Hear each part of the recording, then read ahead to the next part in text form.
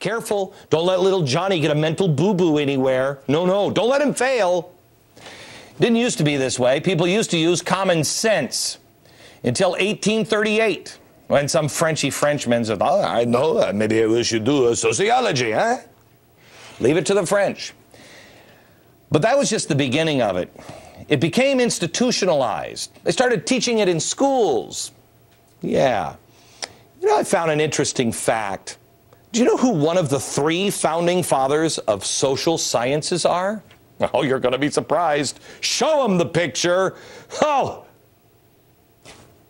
Karl Marx.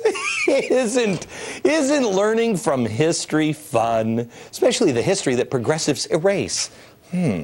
Erasing history. Wow, I wonder what impact that would have on a society. We should ask a social scientist. Hey, maybe we could find one at the home of the first American sociology education department at the University of Chicago. Hey, wait a minute. Isn't that where the president used to teach about Saul Alinsky? Oh, my goodness. It is. What a wild coincidence. Fast forward to today. We have the studies telling all of our kids, hey, we're all winners here. You're a winner.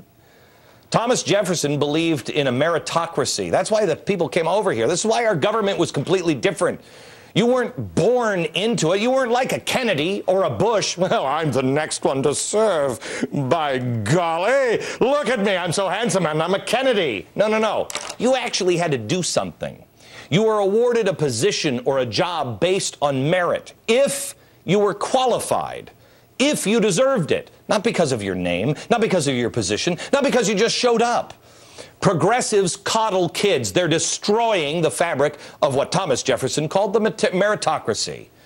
When those kids are finally ready to enter the workforce, are they ready to compete? Oh, I know they're ready to receive. The Wall Street Journal reported on how the trophy kids are now entering the workforce. 85% of hiring managers said they have a stronger sense of entitlement than older workers. No. Without having worked a single minute as a professional, they entered the workforce arrogantly demanding, according to the Wall Street Journal, higher pay, flexible work schedules, corner offices, a promotion within a year, and more vacation time. Let me ask you something. Does that sound like anybody you want to hire at your business? Again, I go back to the beginning. Maybe I'm just becoming my grandfather, but if somebody would have come in for an interview at my company demanding those things, I'd say to them, get the hell out of my office. And, in fact, I have done that very thing. Maybe that's why my company is successful and why the post office stinks on ice. So not only are we crippling our children, now our government is using them.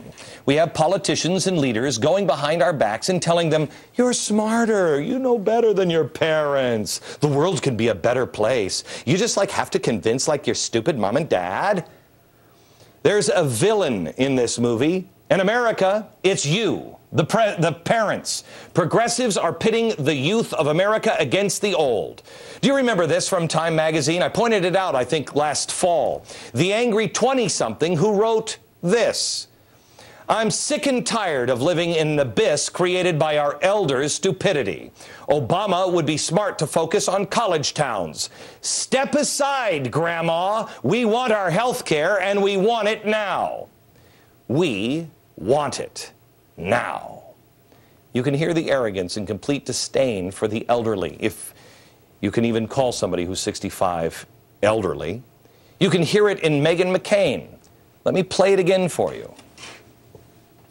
And I'm sorry, revolutions start with young people, not with 65-year-old people talking about literacy tests and people who can't say the word vote in English. This is the daughter of a senator, a candidate for president, who, by the way, I believe he's over 65 years old. Megan, how's your dad feel about this? That's between you and your dad. I don't have a problem with your dad. I don't have a problem with you. But I got to tell you, these progressives, it's the same old story over and over again. I think, that people like him are stupid. So what's the big deal? Well, let me show you. This is the Complete Lives system. Do you remember this chart? It was from Rahm Emanuel's brother. He's a doctor. He advises the White House. He was showing what would happen if there was a shortage of medical supplies. This is where the whole death, what do they call those, the death panels? That's where this all came from. It would never happen under universal health care. No, no, no, no. We'll never have a shortage of money or anything like that. But these were how you make the tough decisions. If you're 3 years old, you get a minimal amount of money for your health care. If you're 20, you're starting to get up in the maximum.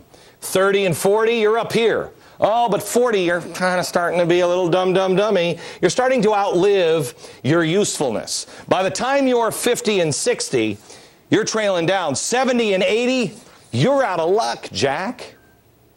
It's the Complete Lives system. But don't worry, only this will happen if there's an emergency. So I'm sure, I mean, there's not enough medicine to go around, but who gets it? You know?